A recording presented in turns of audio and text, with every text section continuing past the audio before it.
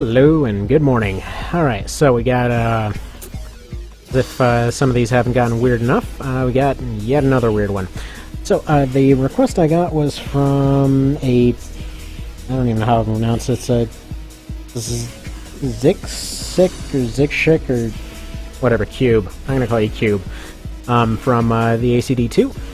So it's Old King and the Anubis from Zoe versus Gilgamesh, as in like from the Epic of Gilgamesh, and Phanta, which is I have no idea what the hell Phanta is. They just sent me a picture of a weird looking head and said, make an AC that makes no sense. So I did that. Now, since Old King is the second one mentioned, and so is Phanta, and that's basically what I have up right now. Yeah, gonna have these two fight it out first. We'll see how this goes. Also, this is a little bit loud. There we go. Yeah, I've been finding out recently, apparently the music's just louder on my end than it winds up being in the end. So, yeah, this guy is a, I forgot to turn the sound on, sorry. Sorry for sudden exploded eardrums, but yeah, this guy is a, essentially an orbit cannon and LX cannon hover thing. I figured, you know what, the only defining characteristics I know about the guy, were that apparently they were smiley and, well, they had an afro. So, as a result, they've got a very poofy looking AC, and, well, part of it's very happily colored. Yeah, they got an ECM maker. I figure if I Google them and nothing even comes up, well, you know what? Maybe they like being hidden.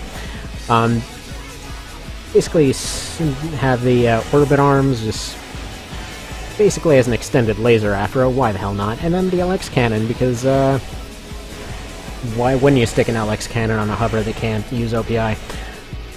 Old King has been remade more or less one-to-one. Obviously, the AI loves this map. Quite frankly, I still don't know why they included this map, because it just, like, breaks every single friggin' time. Let's go ahead and fast forward past the retardation if we could. So, yeah, Old King, rifle and shotgun basically had one-to-one comparisons on this one. The high-accuracy missiles also had a one-to-one on it. The shoulder chain gun, as per usual, I went ahead and replaced it with the assault rockets. Functionally served the same role, pretty much just as a sort of offhand pressure weapon.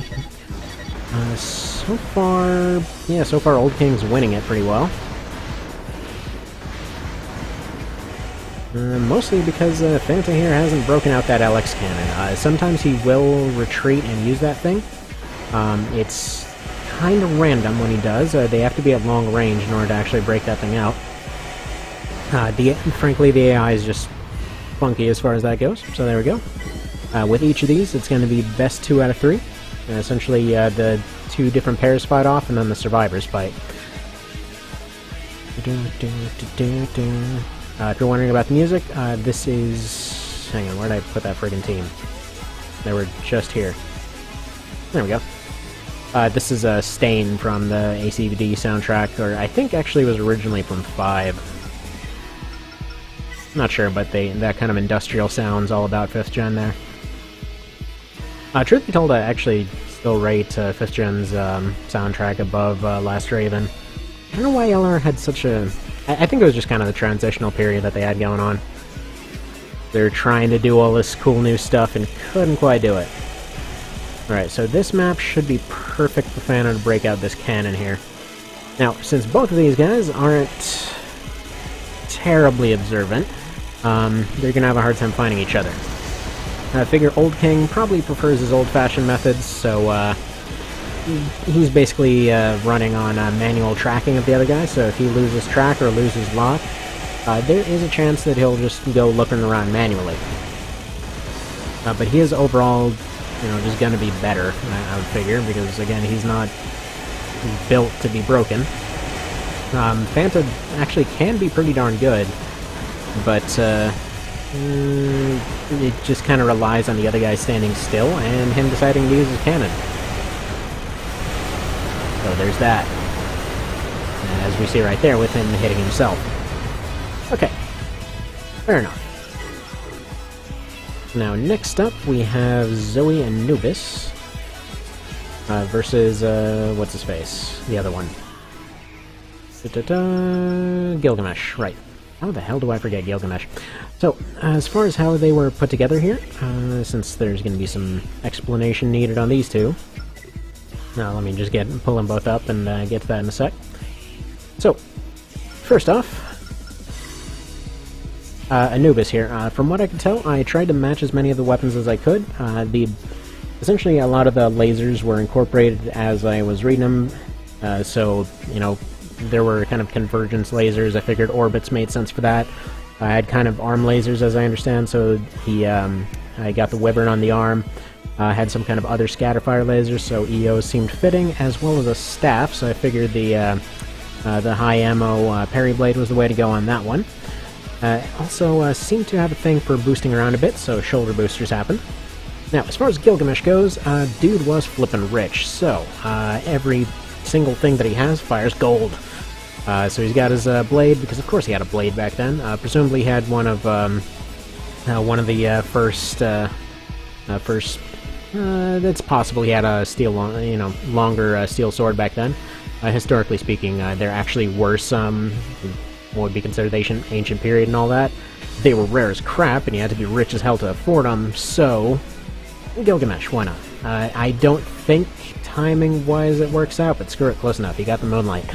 And yeah, the Hollow fires golden lasers because yes, so does core parts, and figured he needed a way to take out that griffin or whatever the friggin' fought in the Epic of Gilgamesh. So friggin' Merv missiles, why not?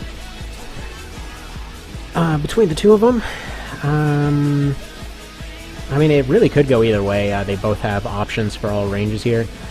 Gilgamesh definitely is better defended, so there's that. His immediate attack options are kind of limited at range, but yeah, I guess we'll just kind of see here.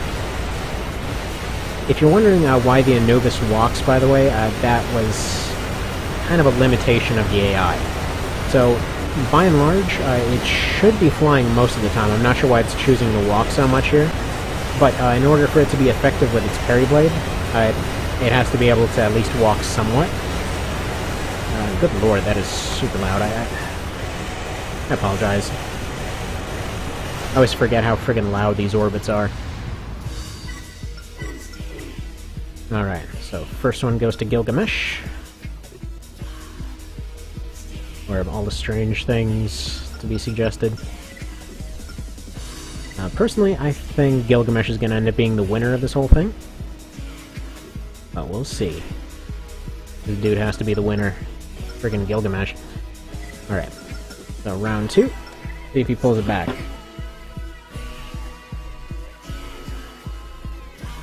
Alright, open field, so yeah, once again this...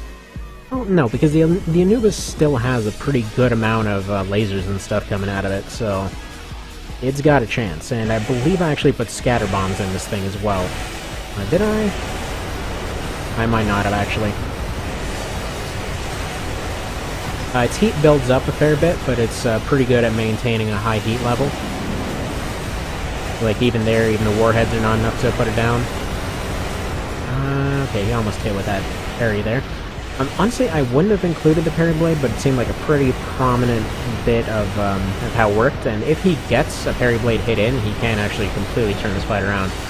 That even the small one's usually enough to send most things into overheat.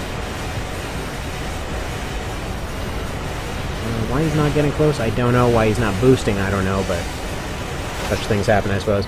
It could just be due to him trying to decide to get close with the parry blade there, but alright. Looks like we have Gilgamesh versus Old King.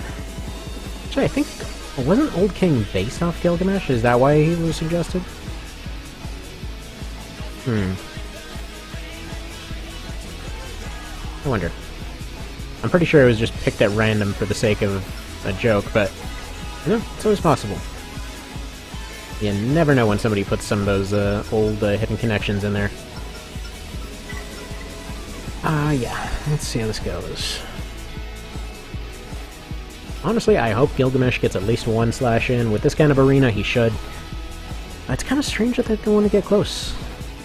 In that last one, the Anubis actually did get pretty close to getting a stab off. But that's the thing with parry blades. Unless you're using a tank or something like that, they don't function too well in Formula Front. Though I have had a few that actually pulled off some downright miracles with those things. Because when they work very well, and they're especially good at countering the mid-weights, oddly enough. Oh crap. Friggin' Gilgamesh just taking it here. Doesn't even care. Which I guess is fitting for his character, just like, I am strong. That is it. Be strong, be rich. At some point introduce prostitutes to the mix, I guess. I don't know. And hang out with clay people.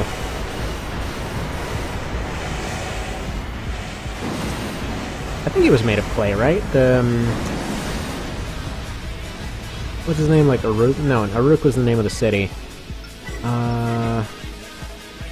Aduku or something? Something like that. I don't know. The guy that basically sent off to kill him, and then they just become, like, friggin' bros for a while, him. And I use that term not in terms of a, like, honestly, I never use bros for anything, but I mean in terms of what goes on in that story, that is the only word that fits.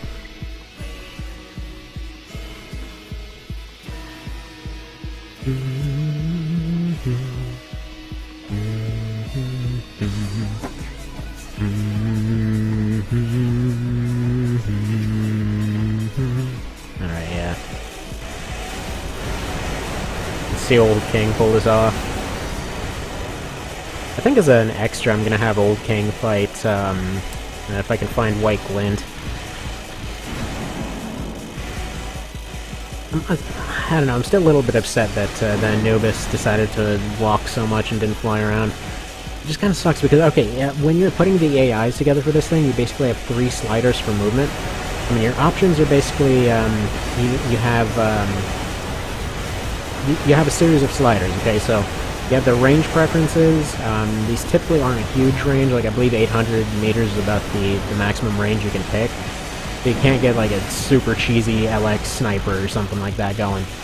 But yeah, so you have that, you have the randomness of their actions, you have their tendency to boost, dash, and walk, and then their preferences in terms of offense or defense. So there we go. Old King ate it again. Like here, I might as well show you what I'm talking about here. Since I'm assuming a lot of the people watching this will not be from, will not have seen too many of these. But yeah, so you got your range, your randomness of their actions, their either dashing, jumping, and running, and then attacks. Attacks or defense. And this is less like they'll run and hide, and more like, for example, White Glint's a good example, where he would be set to all defensive, where he would have that kind of like backpedaling while still shooting kind of thing, kind of mentality going on. And then second thing here is just a very ill-defined system for what they do, and how they function, all that. So, for example, enemy, it's their ability to assess what the other guy's doing, and to my understanding, this is essentially their thought process for, okay, that guy's overheating, they're running low on energy, this is my time to go in and, take out their generator and just friggin' squash them. Otherwise, they'd just be hopping around like, herp, herp, I'm gonna go continue shooting, and not really worry about it. Terrain is their just ability to analyze their surroundings, like it says, and strangely enough, I never really piece this together, which, granted, I'm a bit of an idiot sometimes, but this actually applies to dodging as well. So, like, for example, there's one called the Overlord that Cal put together a while ago that had a lot of these just completely bottomed out, but had terrain all the way up, as well as a few optional parts that allowed it to detect certain things better. And yeah, the thing just dodged up and left and right like crazy. It was a very effective fidget dodger. Attack and defense strategies, these almost feel like dump stats sometimes. I've tried putting them up and down and whatever else. It's very unclear to my mind what these actually do, and Azur is definitely the one to ask as far as how effective any of this stuff is. But, and This is just one of those you put points in here if you have extra and hope for the best, I guess. Sometimes I know that these two do both interfere in terms of letting them use shoulder cannons. So for some reason, if I put any points into these, they won't be nearly as willing to use them. And then heat, energy, and all this. These are just pretty much stat bonuses that they get. This is just how well they are at using their weapons. Also kind of one of those hope for the best type things. And then this is how well they detect. So that's about that. Yeah, let me know if you have any other requests, and see you next time.